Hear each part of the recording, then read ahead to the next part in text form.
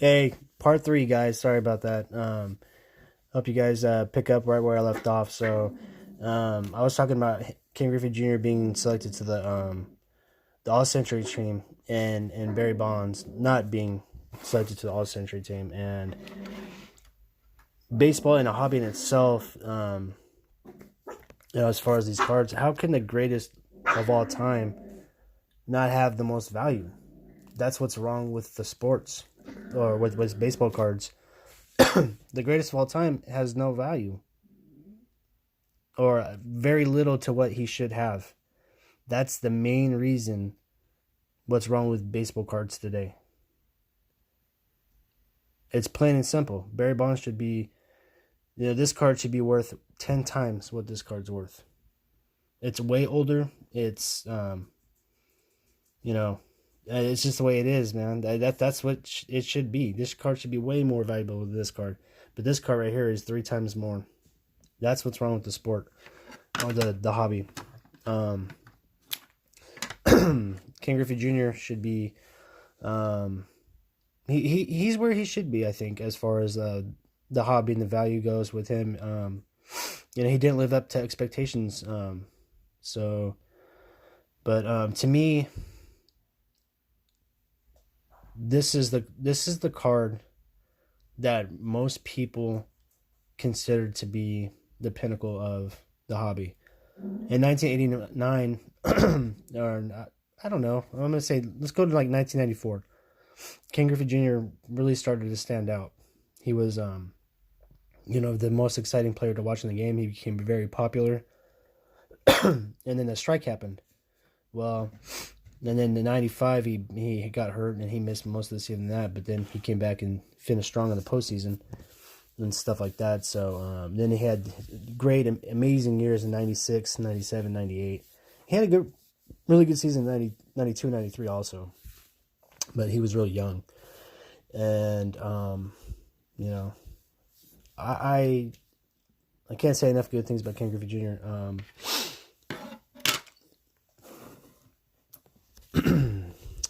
These two players right here, Mike Trout is pretty overpriced in my opinion. I predict seeing what happened to this guy being the case of this guy. People are spending a ton of money on this guy right now, and I hope he does live up to the expectation that that this guy had. But in all reality, it's probably not going to happen. He's not going to overclips this guy. That's not going to happen. I can tell you that right now. I guarantee it. As far as stats, it's not going to happen. So he's never going to be the GOAT.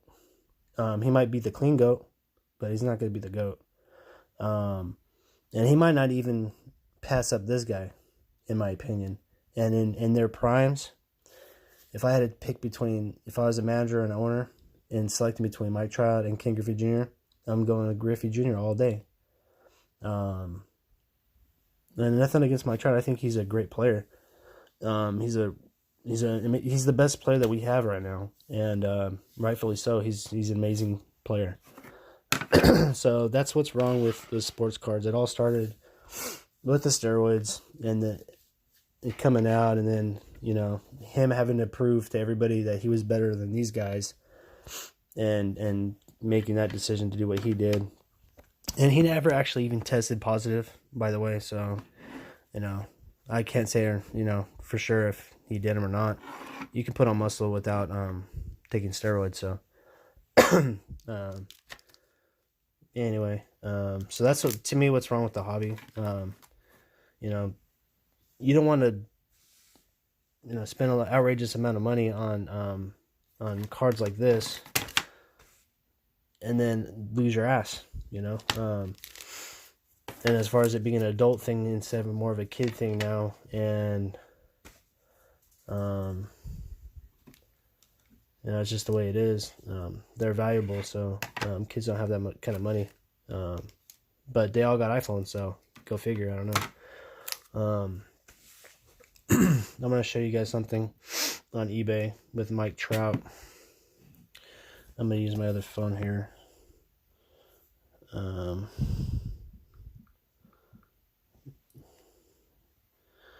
Just for shoots and giggles here. I'm gonna go home. I'm gonna go to search. I'm gonna put Mike Trout, Bowman Sterling. Now this is a card that's raw, ungraded, just a base rookie card. And you guys can see how much it sells for. This is the card right here. They barely put this up for auction maybe a day ago. It's already at $350. And stay away from those guys. See that PWCC? I mentioned them in my earlier videos. Yeah, they're involved in a lot. Look at this price right here. Same company. But look at that price. It's insane. It's insane. Maybe I can find here's a raw one. This is just a Bowman Sterling card. You can probably get 3 of these in a box. That's why the cases are like $2,400 now. Is Mike Trout worth that much money? Hopefully he can get past the expectations of like what Griffey had, and eclipse that, because there are going to be a lot of people out there that are going to lose a lot of money, and it's going to discourage a lot of people from getting into the hobby. So I don't know, man. I got the Beckett from September downloaded on my phone that I'm actually recording on. I was gonna use that to show you guys some stuff, but it's insane. Like a 2011 Bowman Sterling books raw for $800, a Mike Trout card. And what was the other one? Freddie Freeman, $10. You look at Freddie Freeman's stats from the same time. They came into the league at the same time. They both have really good numbers, and they might go into the Hall of Fame the very same day later on after they retire. It's very possible that it might work out that way. I'll put a Freddie Freeman card on here so you guys, just for shoots and giggles,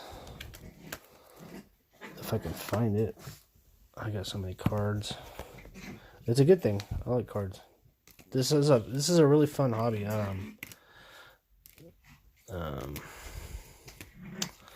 I enjoy the hobby very, very much, and this is an old card from back in the day that I always wanted, that I saw on eBay. I picked this up for like $3, guys. Back in the day, this card might have been like $100, at least 50. Yeah, these cards like this card. If this was a Mike Trout, this is a second-year Posey card. He's won 3 World Series. Mike Trout 0.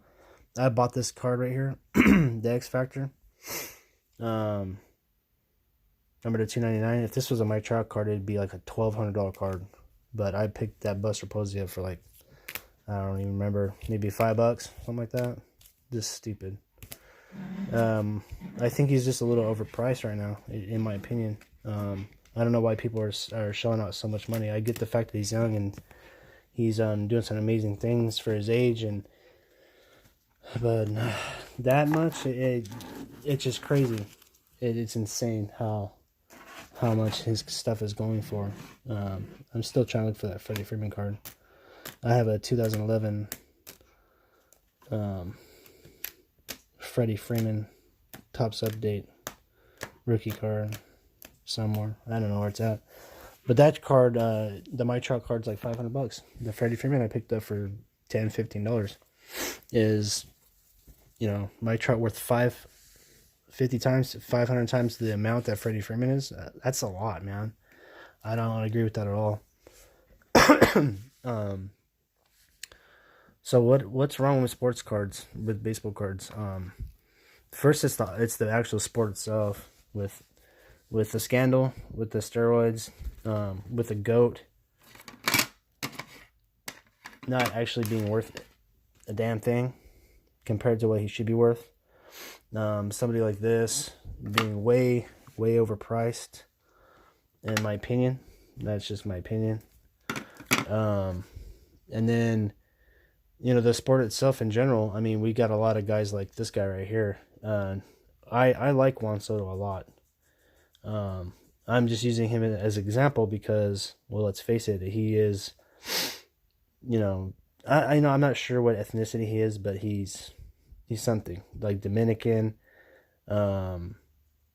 Venezuelan, Hispanic, Dominican, something like Sammy Sosa was, like a lot of players, and there's nothing wrong with that, but there's a lot of African Americans that aren't into the sport of baseball at all. They'd rather play football or basketball, and that's what they play in their neighborhoods.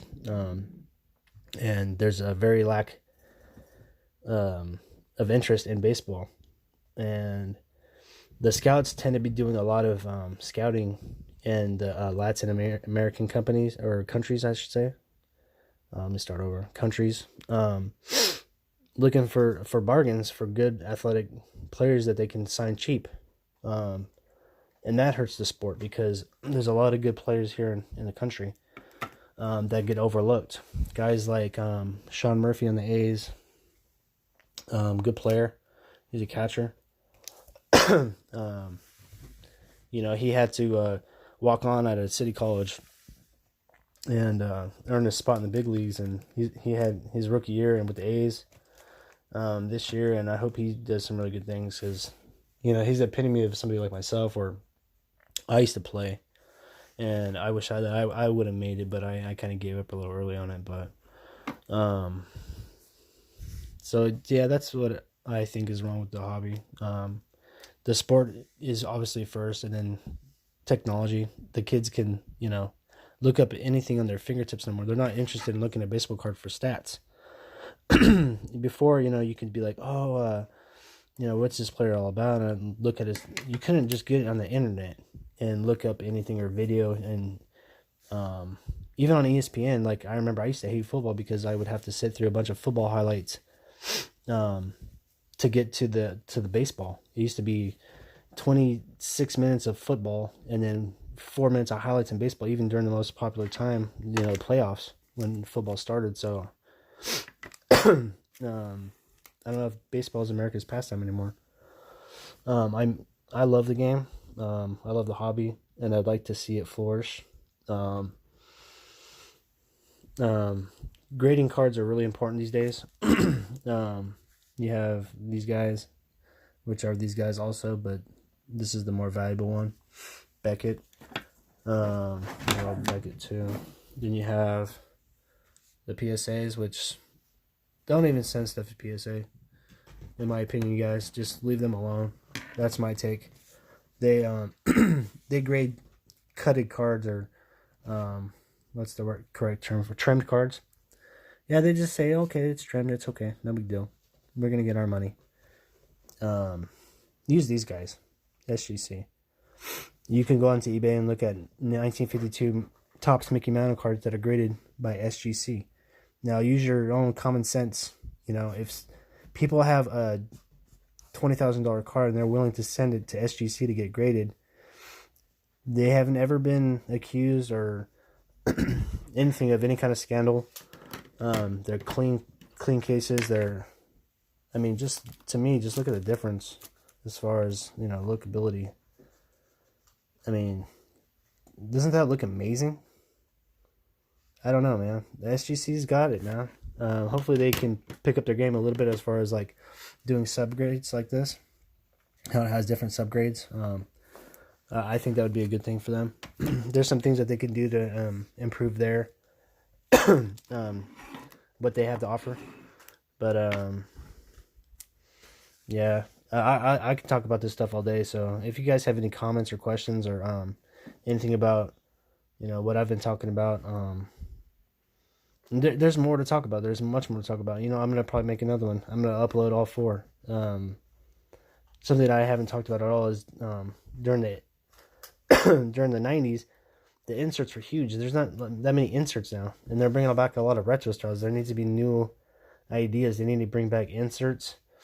There used to be Score, Pinnacle. There used to be all kinds of different brands. Well, now it's mainly Topps.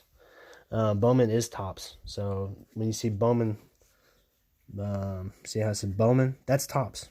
Topps bought Bowman, so you got Topps. There is no more Upper Deck, unfortunately. I think they're only alive now with hockey and a Michael Jordan contract. That's about it for Upper Deck. The other major company for baseball is Panini, and they don't have like teams on their jerseys, and it doesn't even look that cool. So hopefully Panini can get the license that they need to actually start making cards with team names on them and stuff like that. I wish I had a Panini card out. I could show you guys what I'm talking about. Let me look for one. Give me a minute. I know I have one somewhere that's not too far away. So I'm not sure exactly how all the rights go and what the ins and outs of that and how it works, but you have to have certain licensing to be able to have the team names on the jerseys and stuff like that. So I'm going to give you guys an example right now. This is a Panini card. It won't show the team logo, okay? In any kind of baseball Panini card, it's just not going to show it. And so that's what I mean about that.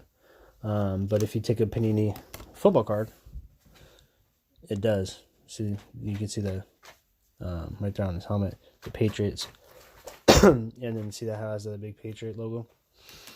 You won't see that anywhere on any kind of Panini baseball card because they don't have the rights to the baseball. Only Topps does. So it's kind of a weird thing that's with that right now. I don't know if it's just the licensing costs a certain amount to have, and Panini for some reason can't afford it, or they can't buy in on it. I don't know how it all works. I really don't know. I'll look into it and I'll try to explain it to you guys better, because I don't know what I'm talking about. So anyway, thank you guys for watching my video. Please like, comment, subscribe, share. Let me know what you guys think. I'd like to read comments and stuff like that. So please feel free to leave me any kind of critique or anything. And I appreciate y'all, you guys. Thank you all for your time. And let's get our hobby back. Let's improve what we can. Let's forgive. Move past some of the scandal. It is what it is. I'd like to see Barry Bonds cards selling for more. There's no reason why they shouldn't. The man is the GOAT, so pay him his respect where his respect's due. People need to start honoring the fact that he's the GOAT, and he's more of the GOAT than anybody else in any other sport by a lot.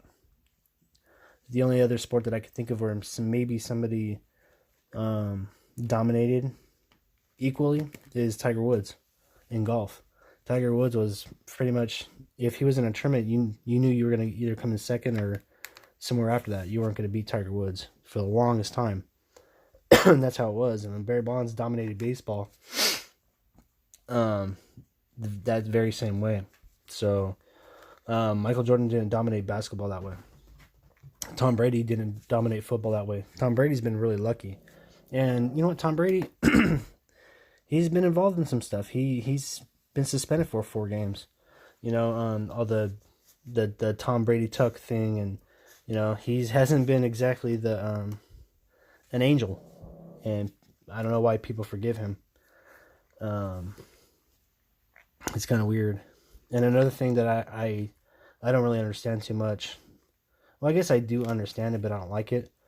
If I had a 1952 Topps Willie Mays and a 1952 Topps Mickey Mantle card in front of me, I would be able to sell the Mickey Mantle card for a lot more. I guess that's just the world we live in, racism. I think that it's a shame, because I think Willie Mays was a better all-around player. He had better stats. He was just darker skin. Maybe that's one of the reasons that Mike Trout is so valuable. I don't know. I hate to think that way, but it's kind of weird. It's the way it is. I mean, I'm just speaking the truth. If you go look at a 1952 Topps Mickey Mantle and a Willie Mays, you're going to spend more on the Mickey Mantle. Why? Well, is it because he was with the Yankees? Well, Willie Mays played in New York. He played for the New York Giants. So you can't say that it's a New York thing. And you can't say it's a stats thing. Maybe Mickey Mantle won more World Series than Willie Mays did, but Willie Mays won a World Series, and Mike Trout's never even been to the World Series, and look how much his cards are. So it's not the World Series stuff. There's no excuse why Willie Mays shouldn't be as valuable. As a matter of fact, Willie Mays should be more valuable, in my opinion, but he's not. So what's the difference between the two players? Well, one's black and one's white. That's the only thing that I can come up with. Yeah, so unfortunately that's the world we live in. But now I'm getting into race, so I don't really want to be talking about that too much, but that's just the truth, guys. So I'm just spilling out the truth. It's not me. I some of my best friends in my life have been black, so obviously I'm white. So yeah. But I have nothing against black people. I like black. I like everybody. I don't like. Look, I got my childhood hero is Ken Griffey Jr. So there you go. I'm not racist whatsoever. I grew up in California, so it was very diverse here, and I grew up in the '80s where we preached about Martin Luther King Jr. and equality and that type of stuff. So yeah, I don't know. Why Mickey Mantle cards more than a Willie Mays? It makes no common logic sense to me. But that's, yeah. So anyway, yeah, this video is getting kind of long, so I really hope that I get a lot of views and a lot of likes and comments. Please subscribe, and yeah, well, I'll make another video soon. Thanks, guys. God bless. Talk to you later.